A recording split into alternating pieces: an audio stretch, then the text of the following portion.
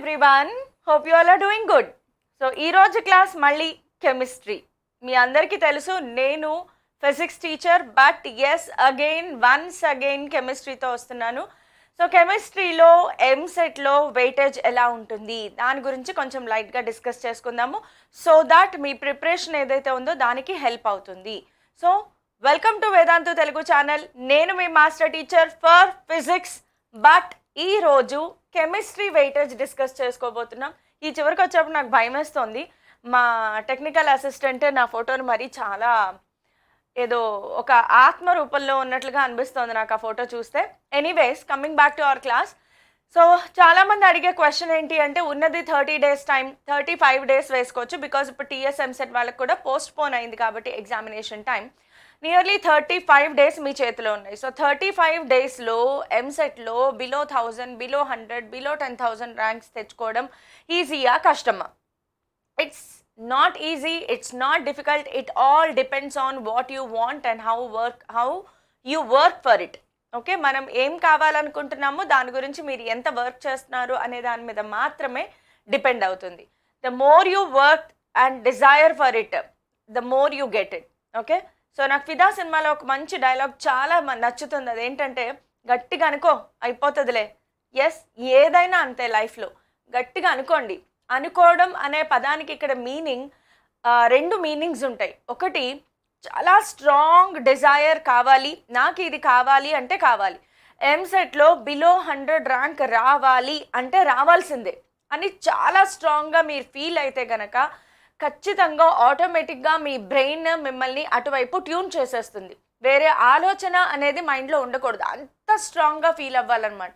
So అంత స్ట్రాంగ్గా feel అయినప్పుడు ఖచ్చితంగా అది మీకు వచ్చి తీరుతుంది. సో ఇది మనకి చాలా ఇంపార్టెంట్. ఫస్ట్ థింగ్, ఆ డిజైర్ ఆర్ ఫీల్ అనేది చాలా ఉండాలి. సో ఈ సోదంతా చాలామంది ఎందుకు ఇలా టైం వేస్ట్ అనుకుంటున్నారేమో, కాదు, చాలా ఇంపార్టెంట్. ఇవన్నీ రియలైజ్ అవ్వాలి లైఫ్లో. ఎనీవేస్, సో కెమిస్ట్రీ ప్రిపరేషన్ కూడా మీరు స్టార్ట్ చేయాలి కదా. ఫిజిక్స్ ఎలాగో మనం ప్రిపరేషన్ స్టార్ట్ చేస్తాము. ఫిజిక్స్లో chapter wise weightage already long back 3 weeks back చేసేసాను. ప్రతి వీడియోలోనూ దాని లింక్ అయితే డిస్క్రిప్షన్లో ఇస్తున్నాను. అలాగే టాప్ 50 టాపిక్స్ అలాంటివి కూడా మనం చూసాం. సో ఫిజిక్స్ ప్రిపరేషన్కి ఒక స్ట్రాటజీ అనేది వచ్చేసింది, ఒక ప్లానింగ్ అనేది వచ్చేసింది. ఇప్పుడు కెమిస్ట్రీకి మీరు ఎలా ప్లాన్ చేసుకోవాలి, ఎలా చదివితే ఈ 35 daysలో కెమిస్ట్రీ కంప్లీట్ అయిపోతుంది, కంప్లీట్ స్ట్రాటజీ అనేది ఇప్పుడు చూద్దాం. ఓకే,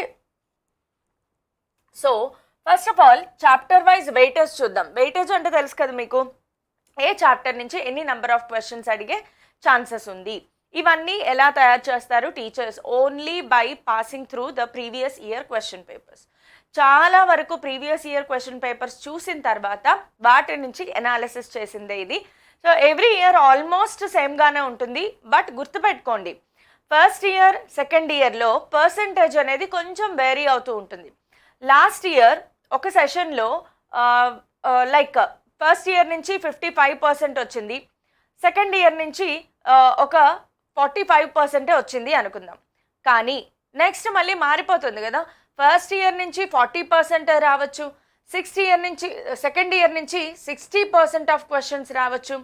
ఈ వేరియేషన్ అనేది ఉంటుంది. కాకపోతే మరి 40-60 రావడం అనేది చాలా రేర్గా జరుగుతుంది. యూజువల్గా 50% ఫస్ట్ ఇయర్ నుంచి, 50% సెకండ్ ఇయర్ సిలబస్ నుంచి మనకి క్వశ్చన్స్ రావాలి. కానీ ఒక 2 to 4%, 5% అనేది అటు ఇటు వేరియేషన్ జరుగుతుంది. సెషన్ టు సెషన్ వేరియేషన్ జరగచ్చు, లేదా ఓవరాల్ ఇయర్ టు ఇయర్ కూడా వేరియేషన్ జరగచ్చు. Last year 52% first year syllabus అడిగితే ఈ ఇయర్ 54% ఫస్ట్ ఇయర్ సిలబస్ అడగచ్చు, ఛాన్సెస్ ఉన్నాయి. లేదు, రివర్స్ కూడా జరగచ్చు. యూజువల్గా సెకండ్ ఇయర్ నుంచి ఎక్కువ వాల్యూమ్ ఆఫ్ క్వశ్చన్స్ కనిపిస్తాయి, ఫస్ట్ ఇయర్ నుంచి కొంచెం తక్కువ వాల్యూమ్ ఆఫ్ క్వశ్చన్స్ కనిపిస్తాయి. బట్ అది మనం ఫిక్స్ అయిపోలేము. బట్ ఎస్, కొన్ని చాప్టర్స్ హై వెయిటేజ్ చాప్టర్స్ ఉంటాయి. అవేంటి ఒకసారి చూసేద్దాం. సో ఫిజిక్స్లో నార్మల్గా ఏంటంటే మనము హీట్ ట్రాక్ అని, ఎలక్ట్రిసిటీ ట్రాక్ అని చెప్పుకుంటాం, బట్ చాప్టర్స్ అన్నీ వేరువేరుగా ఉంటాయి. కానీ కెమిస్ట్రీలోకి వచ్చేటప్పటికి కెమిస్ట్రీని మీరు ఏం చేయాలి, ఆబ్వియస్గా 3 partsగా డివైడ్ చేయాలి, అవునా? ఒకటి organic chemistry, inorganic chemistry, physical chemistry. So basing on that only నేను ఇక్కడ డివిజన్ అనేది చెప్పాను. సో ఫస్ట్ మీరు చూస్తే కనుక అటామిక్ స్ట్రక్చర్ నుంచి స్టార్ట్ చేసాం, అవునా? So atomic structure periodic table అంటే periodic classification of elements. Periodic table is nothing but periodic classification of elements. Chemical bonding, S block, P block elements, D and F block elements coordination. మీకు already తెలుసు ఇవన్నీ దేనికి సంబంధించినవమ్మ? Inorganic. ఇది మీకు already తెలుసు, but ఎవరికైనా idea లేకపోతే ఇక్కడ ప్లేస్ సరిపోవట్లేదు మనకి, సో రాద్దాం. ఇదంతా కూడా ఏంటి అంటే ఇనార్గానిక్ కెమిస్ట్రీ. కలర్ కూడా మారుద్దాం, రెడ్ కనిపించదు అనుకుంటాం మోస్ట్లీ. సో ఇదంతా కూడా ఇనార్గానిక్ కెమిస్ట్రీలోకి వస్తుంది. Okay, both first year and second year కలిపే చదువుకోవాలి కాబట్టి కలిపి రాస్తాను. సో ఇదంతా ఇనార్గానిక్ పార్ట్. ఇనార్గానిక్ పార్ట్లో మీరు ఒకసారి అబ్జర్వ్ చేస్తే కెమికల్ బాండింగ్ అనే లెసన్లో హైయెస్ట్ వాల్యూమ్ ఆఫ్ క్వశ్చన్స్ వచ్చాయి. 2 to 3 క్వశ్చన్స్, 2 క్వశ్చన్స్ మినిమం అన్నమాట. గ్యారంటీ 2 క్వశ్చన్స్ వస్తాయి. ఎప్పుడైనా మనకి వెయిటేజ్ అటు ఇటుగా అయ్యింది అంటే 3 క్వశ్చన్స్ వచ్చే ఛాన్స్ ఉంది దేంట్లో? కెమికల్ బాండింగ్ లెసన్లో. అలాగే డి అండ్ ఎఫ్ బ్లాక్ ఇక్కడ పి బ్లాక్ ఎలిమెంట్స్ నుంచి 2 or 3 క్వశ్చన్స్, 3 రాకపోవచ్చు బట్ 2 క్వశ్చన్స్ అయితే guarantee. D and F block elements and coordination compounds నుంచి కూడా 2 క్వశ్చన్స్ వచ్చిన ఛాన్సెస్ ఉన్నాయి కాబట్టి ఇది మన ఇనార్గానిక్ కెమిస్ట్రీలో నుంచి. Now coming to next, yes polymers, biomolecules కూడా ఇనార్గానిక్లోకి వెళ్ళిపోతాయి. పాలిమర్స్, బయోమాలిక్యూల్స్ నుంచి ఖచ్చితంగా 1 క్వశ్చన్ గ్యారంటీగా ఉంటుంది. ఇవన్నీ ఇనార్గానిక్లోకి వెళ్తాయి. Next, first year organic chemistry, second year organic chemistry, మొత్తం ఆర్గానిక్ కెమిస్ట్రీ కలిపి నియర్లీ 10 క్వశ్చన్స్ అయితే గ్యారంటీ. 10 questions compulsory. ఇంకా అంతకంటే ఎక్కువ ఉంటాయి కానీ తక్కువ ఉండవు. నేను చెప్పేది మినిమం అనమాట. మినిమం ఏంటి? ఫస్ట్ ఇయర్ ఆర్గానిక్ కెమిస్ట్రీ ఏమేమి ఉంటాయి? జనరల్ ఆర్గానిక్ కెమిస్ట్రీ ఉంటుంది, హైడ్రోకార్బన్స్ ఉంటాయి. సో వీటిలో నుంచి 3 to 5 క్వశ్చన్స్ వస్తాయి. అలాగే సెకండ్ ఇయర్ అయినా ఆర్గానిక్లో ఏముంది? Halo alkanes, halo arenes, organic compounds containing carbon, hydrogen, oxygen, organic compounds containing nitrogen. So ఇవన్నీ కెమిస్ట్రీ ఇన్ ఎవ్రీడే లైఫ్ ఇనార్గానిక్లోకి వెళ్తుంది. సో ఇవన్నీ ఏంటి అంటే సెకండ్ ఇయర్ ఆర్గానిక్. ఇది first year organic chemistry, second year organic chemistry, first year second year organic chemistry. First ఇయర్లో నుంచి 5 questions వస్తాయి, సెకండ్ ఇయర్లో నుంచి 6 క్వశ్చన్స్ రావచ్చు. లేదా ఫస్ట్ ఇయర్లో నుంచి ఇక్కడ ఓన్లీ 4 వచ్చాయి, అప్పుడు ఇక్కడ 6 క్వశ్చన్స్ గ్యారంటీగా వస్తాయి. సో టోటల్గా first year plus second year organic chemistry, కేవలం మొత్తం ఆర్గానిక్ కెమిస్ట్రీలో నుంచి ఎన్ని మార్క్స్ వస్తాయి అంటే టోటల్గా 10 to 12. ఇది మళ్ళీ మారుతుంది. 10 క్వశ్చన్స్ మినిమం వేసుకోండి. 12 క్వశ్చన్స్ రాలేదేంటి అని ఆలోచించద్దు. 10 క్వశ్చన్స్ అయితే మినిమంగా వచ్చేస్తాయి first year second year complete organic chemistry నుంచి. కెమిస్ట్రీ ఇన్ ఎవ్రీడే లైఫ్ అనేది ఎలాంటి చాప్టర్ అంటే ఒక క్వశ్చన్ గ్యారంటీ అనమాట. లైక్ మన ఫిజిక్స్లో ఫిజికల్ వరల్డ్ ఉందా, అలాంటి లెసనే కెమిస్ట్రీలో కెమిస్ట్రీ ఇన్ ఎవ్రీడే లైఫ్. చాలా జనరల్గా సింపుల్గా ఉంటుందన్నమాట. నా moving on to physical chemistry. ఈ లెసన్స్ అన్నీ కూడా ఫిజికల్ కెమిస్ట్రీకి సంబంధించినవి, ఫస్ట్ ఇయర్ సెకండ్ ఇయర్ రెండు కలిపి. ఫిజికల్ కెమిస్ట్రీలో మీకు కొన్ని చాప్టర్స్ ఎక్కువగా ఉంటాయి అండ్ కంపారిటివ్లీ చూస్తే ప్రిపరేషన్ వైజ్ స్టూడెంట్కి ఇనార్గానిక్ కెమిస్ట్రీ చాలా ఈజీగా ఉంటుంది ప్రిపరేషన్. ఎందుకంటే జస్ట్ టెక్స్ట్ బుక్లో లైన్ బై లైన్ చదువుకుంటూ వెళ్ళిపోతే చాలు, మీ ప్రిపరేషన్ అయిపోయింది. ఆర్గానిక్ కెమిస్ట్రీ ఇంట్రెస్ట్ ఉన్నవాళ్ళు, చాలా బాగా బేసిక్స్ ఫౌండేషన్ బాగా ఉన్నవాళ్ళు ఆర్గానిక్ కెమిస్ట్రీ బాగా చేసేయగలరు. కానీ ఫిజికల్ కెమిస్ట్రీలోకి వచ్చేటప్పటికి ఇది మోర్ ఆఫ్ ప్రాబ్లమ్స్ ఇక్కడే ఎక్కువగా పడతాయి. ప్రాబ్లమ్స్ ఎక్కువగా వచ్చే రీజియన్ ఏంటి అంటే ఫిజికల్ కెమిస్ట్రీ. ఇవన్నీ ఫస్ట్ ఇయర్ సెకండ్ ఇయర్లో వచ్చే ఆల్ ఫిజికల్ కెమిస్ట్రీ సంబంధించిన chapters.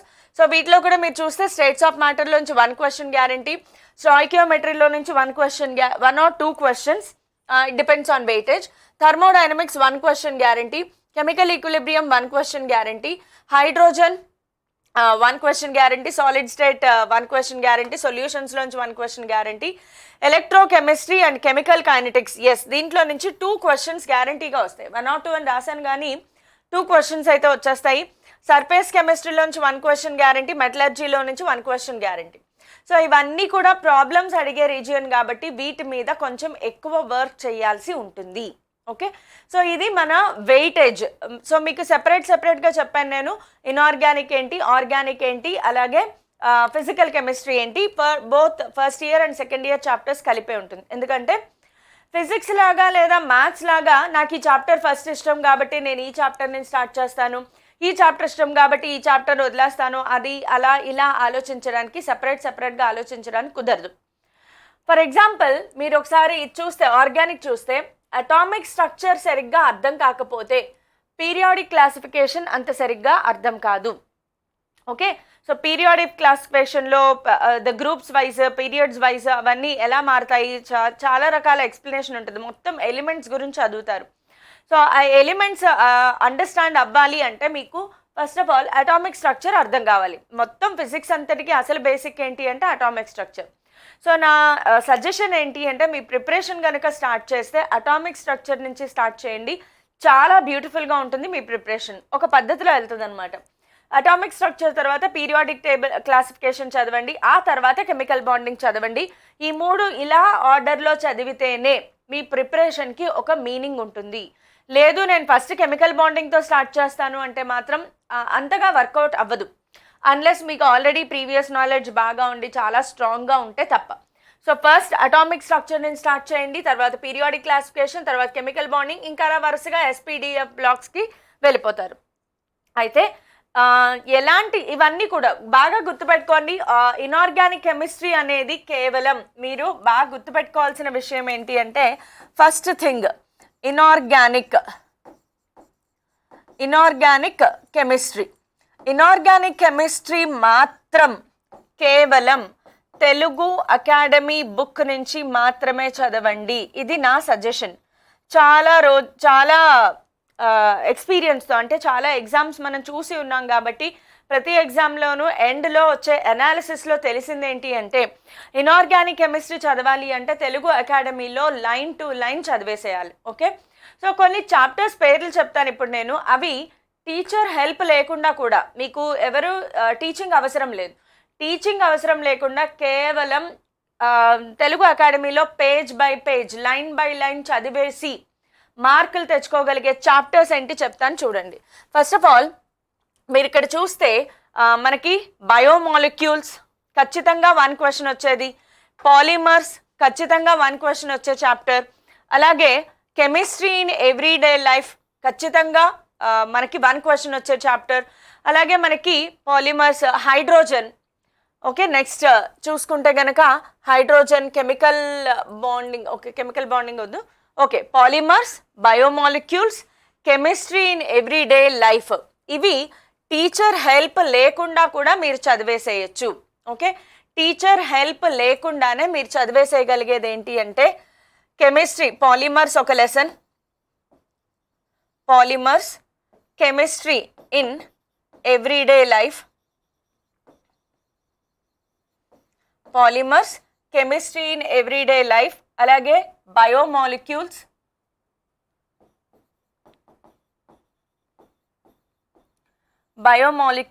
Hydrogen and its compounds కూడా చదివేసేయచ్చు. దీని నుంచి చదివితే బాగానే ఉంటుంది మీకు. సో ఈ 4 చాప్టర్స్, ఇంకా ఇనార్గానిక్ కెమిస్ట్రీలో అన్ని చాప్టర్స్, మీరు పి బ్లాక్, ఎస్ బ్లాక్ ఇవన్నీ కూడా ఇనార్గానిక్ కెమిస్ట్రీ, ఇవి టీచర్ హెల్ప్ లేకుండా కూడా మీరు చదివేసుకోవచ్చు. కేవలం తెలుగు అకాడమీ బుక్లో లైన్ టు లైన్ బట్టి కొట్టేసేయండి. ఎందుకంటే వీటిలో నుంచి గ్యారంటీగా 1 క్వశ్చన్ వస్తుంది అని తెలిసినప్పుడు 4 క్వశ్చన్స్ టీచర్ హెల్ప్ లేకుండా మీరు ఓన్గా ప్రిపేర్ అయిపోవచ్చు కదా. సో అలాగా స్టేట్స్ ఆఫ్ మ్యాటర్ కూడా ఈజీ లెసనే అవుతుంది. So start practising. ఫస్ట్ ఇనార్గానిక్తో స్టార్ట్ చేస్తారు మీ ఇంట్రెస్ట్ని బట్టి, బట్ ఒకటి సెలెక్ట్ చేసుకున్నారు అంటే దాంట్లో నుంచి వరుసగా చాప్టర్స్ అన్నీ చేసుకుంటూ వెళ్ళిపోండి. So that you will have a link, and ఆ లింక్ని బట్టి ఒకే మూడ్లో ఉంటాం. ఇప్పుడు సగం ఫిజికల్ కెమిస్ట్రీ చేసాం, మధ్యలో ఇనార్గానిక్ వచ్చింది, మళ్ళీ మధ్యలో ఆర్గానిక్ వెళ్ళాము, ఇలా చేస్తూ ఉంటే కన్ఫ్యూజన్ ఉంటుంది. సో ఫిజికల్ స్టార్ట్ చేస్తారా, వరుసగా ఫిజికల్ చాప్టర్స్ అన్నీ ఫినిష్ చేసి పెట్టేసుకోండి, హ్యాపీగా ఉంటుంది, మైండ్ లైట్గా ఉంటుంది. లేదు కొన్ని ఫిజిక్స్ అట్లీస్ట్ కనెక్టెడ్ టాపిక్స్ ఏవైతే ఉన్నాయో అవన్నీ ఫస్ట్ ఫినిష్ చేసేయండి. సో ఇలా ఒక స్ట్రాటజికల్గా చదవండి. ఇవన్నీ కూడా ఇంటర్లింక్డ్ చాప్టర్స్, కొన్ని చాలా చిన్న చాప్టర్స్ ఉంటాయి, ఇవన్నీ చాలా చిన్న చాప్టర్స్ నేను చెప్పినవన్నీ కూడా. సో చిన్న చాప్టర్స్ కాబట్టి చాలా త్వరగా ఫినిష్ అయిపోతాయి. మినిమం ఒక 1 అవర్ 1.5 అవర్ పెట్టుకున్నా కూడా ఇవి 2 రోజుల్లో అయిపోయే చాప్టర్స్. సో ప్రతి దానికి ఒక షెడ్యూల్ వేసుకోండి. నేను ఈరోజు ఈ చాప్టర్స్ చదవాలి అంటే చదవాల్సిందే.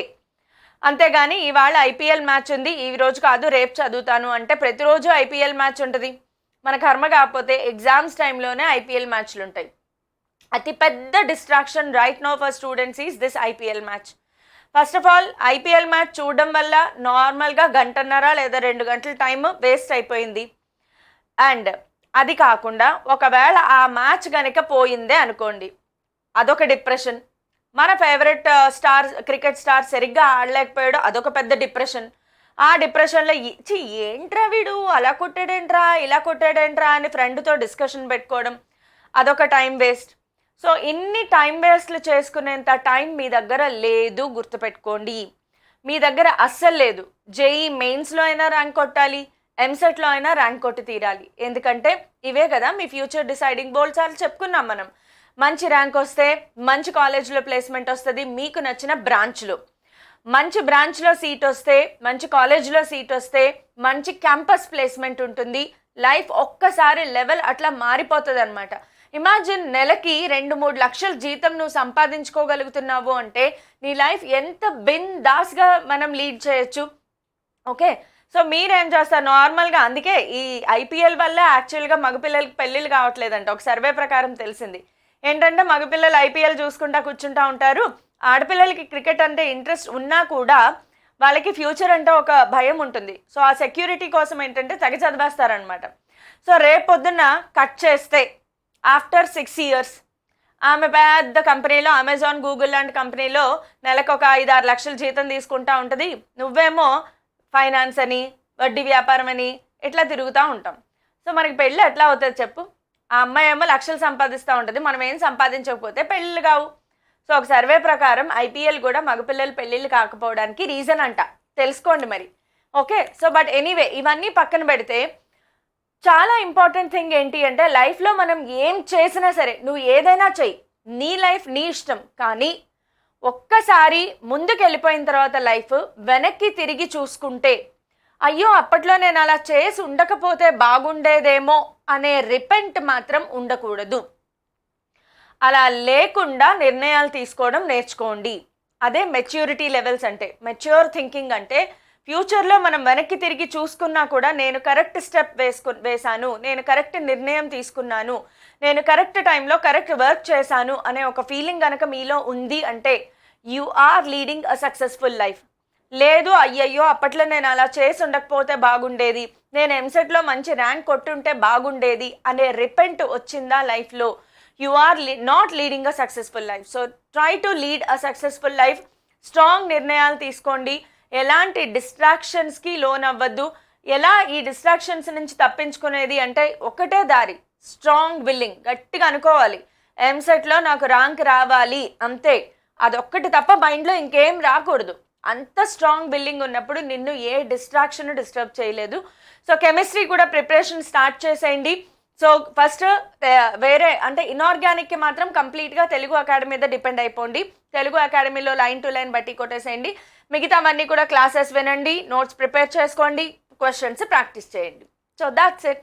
All the best.